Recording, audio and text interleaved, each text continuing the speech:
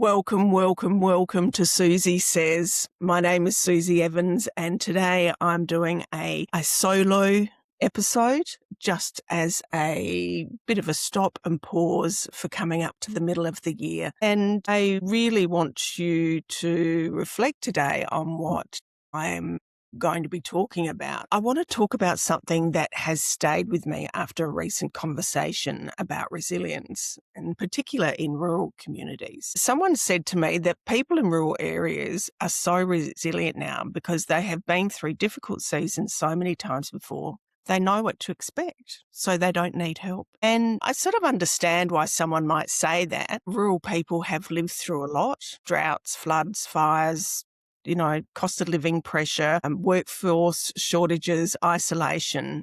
And, these are generational topics as well, incidences as well. So in many communities, people have had to learn how to adapt quickly because there has not always been another option. And there's no time for another option or to find out. They just have to do it. But my immediate response was, I'm not sure that is what I am seeing anymore. What if people are not becoming more resilient? What if some people are just becoming very, very tired? Because in recent workbench for the mind sessions that I've been facilitating around the state of South Australia, the feedback I'm hearing is not always the language of strength. It is the language of fatigue. It is disengagement. It is people saying in different ways, I just cannot be bothered going through this again.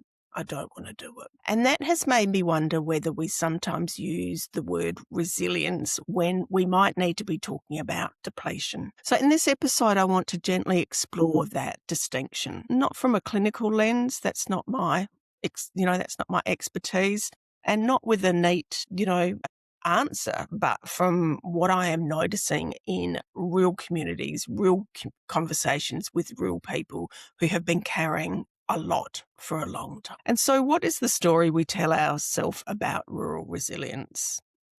In rural communities, resilience is often spoken about, as a badge of honour. And we hear phrases like, they're so tough, they just get on with it. They're always, bounce back. They have been through worse. And there is truth in that. There is real strength in rural communities, and there is practicality, resourcefulness, generosity, a deep understanding of place, a willingness to step in when someone else needs help.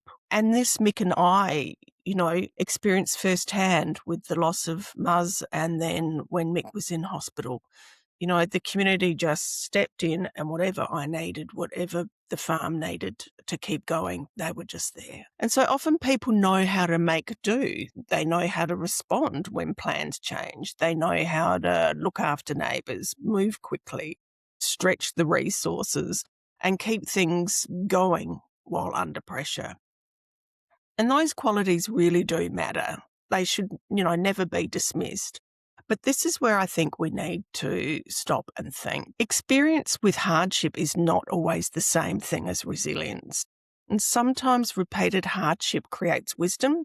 It can teach people what to do, who to call, what matters, and how to prepare. But sometimes repeated hardship creates weariness. Sometimes people know exactly what is coming, and that is precisely why they feel exhausted before it even begins. They know what they're going to have to go through, and knowing the pattern does not always make the pattern easier to live through. Sometimes it makes the emotional load heavier because people can already imagine the cost, whether it be emotional cost, physical cost, stock, relationship, there's so many layers to this. They know the long days. They know the phone calls. They know the financial pressure. They know the community tension. They know the effort it takes to rebuild hope again. And what I'm hearing more often in recent sessions of Workbench for the Mind, I've really noticed a shift in the way people describe how they are feeling. People are not always saying, I can't cope. More often, the feeling underneath is closer to, I don't want to do this again. I just don't have the energy or the capacity. And that is a different kind of statement. It's not necessarily panic, and it is not always visible distress. It can be quieter than that. It can sound like, someone being flat. It can look like withdrawal. It can show up as cynicism, low energy, silence, irritation, or simply not engaging. And because disengagement is not always dramatic, it can be easy to misread. We might think people are resistant. We might think they don't care. We might think morale has dropped for no clear reason. But what if some of that disengagement is actually emotional conservation? What if people are saving the little energy that they have left because they are not sure they can afford to spend it again? That is not weakness. That is a human response to prolonged pressure. And I think many people, particularly in communities that have had to be strong for such a long time, are carrying much more than they have had, that they've had in a long time. And when functioning gets mistaken for well-being, one of the reasons this matters is because we often mistake functioning for well-being. Someone keeps showing up. They answer the emails, they attend the meeting, they run the business, they help the neighbour, they pick up the kids, they volunteer, they keep the household moving. From the outside, we say they are so resilient, but inside, that same person may feel emotionally flat, disconnected, irritable, tired in a way that sleep doesn't fully refresh. They may still be doing the tasks, but they are no longer feeling present in them. And this is the part I think we need to take seriously. People can continue to function while quietly disconnecting from themselves, from others, and from hope. And that is not the same as being okay. In fact, sometimes the most capable people are the hardest to notice because they have learned how to keep going even when their internal capacity is low. So when we call that resilience too quickly, we may miss the quiet signs that someone is running on empty. There is also a social pressure that can come with being known as strong. In many communities, people feel they need to stay practical, stay positive, stay grateful, and not complain. They do not want to be seen as dramatic. They don't want to burden anyone. They know other people are doing it tough too.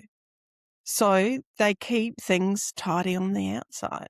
The challenge is that strength can become a role people feel trapped inside. When everyone expects you to cope, it becomes harder to say, I'm actually tired. I am not sure I have much left. I don't want to go through another round of this. And when a whole community is carrying that expectation, it can become almost invisible. People may keep moving, but they stop talking honestly about what it is costing them. And that is why spaces for honest reflection matter, not because people need to be fixed, but because they need somewhere they don't have to perform strength. This is where I think we sometimes misunderstand resilience. Resilience is not the ability to endlessly absorb pressure. It's not the ability to keep carrying more and more with less and less support. Real resilience needs recovery. It needs connection. It needs practical support. It needs meaning. It needs rest. It needs agency. It needs people to feel that their effort is leading them somewhere. Without those things, what we call resilience can slowly become depletion. And perhaps that is what many people are feeling right now. Not a lack of character, not a failure of attitude, not a personal weakness. Perhaps what we are seeing is not a lack of resilience, but a lack of replenishment. People have been adapting for so long that they have forgotten what it feels like not to brace the next thing. They have become skilled at continuing, but that does not mean continuing is not costing them. This episode is proudly supported by Workbench for the Mind, a practical mental fitness program created by me, Susie Evans. Workbench for the Mind is for anyone who feels overwhelmed, stuck, or unsure what to do next, but isn't ready for therapy or doesn't know where to start. It's not about fixing yourself. It's about learning simple, evidence-based tools to understand your thoughts, emotions and behaviours and putting them somewhere you can actually reach when life gets hard. Think of it as the bridge between I'm fine and professional support. With guidance, structure and care along the way, you can learn more or join a supported intake at susieevans.com. There's another layer here that I think is really important too. Sometimes people are not only exhausted by what has happened, they are exhausted by what they expect will happen again. And that anticipation has a weight of its own. It is the feeling of, here we go again. Before anything has fully unfolded, people are already mentally preparing. They are already calculating what it might mean, how long it might last, who will need help, what will be lost, and what will have to be rebuilt. And when you have lived through difficult cycles before, the body and mind can recognise the signs early. And that can be useful because it helps people prepare. But it can also be tiring because preparation is not just practical, it is emotional. There is a real cost to always being on alert. There is a cost to always scanning the horizon. There is a cost to never feeling fully settled. And when people disengage, it can be tempting to respond with frustration. I know, I do it all the time. It's difficult not to. But why are people not showing up? Why are they not participating?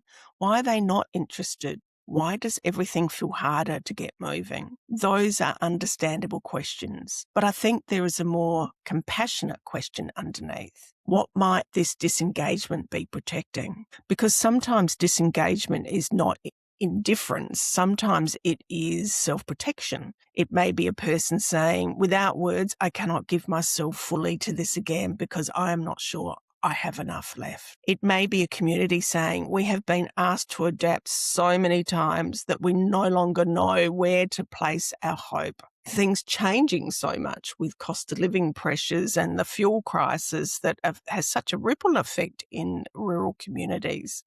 And underneath all that, there may be grief for lost certainty, grief for lost energy, grief for the way things used to feel, grief for the version of ourselves or our community that felt more open, more helpful, more hopeful, and more willing. If we only label that as negativity, we miss the deeper story. And so maybe resilience needs a broader definition. Maybe resilience is not simply bouncing back or, being able to cope with everything thrown at you and just stand tall. Maybe it's not even bouncing forward, because that phrase still suggests that people should transform difficulty into growth quickly and neatly. And maybe resilience is the capacity to stay connected to ourselves, to each other, and to what matters, even when conditions are difficult.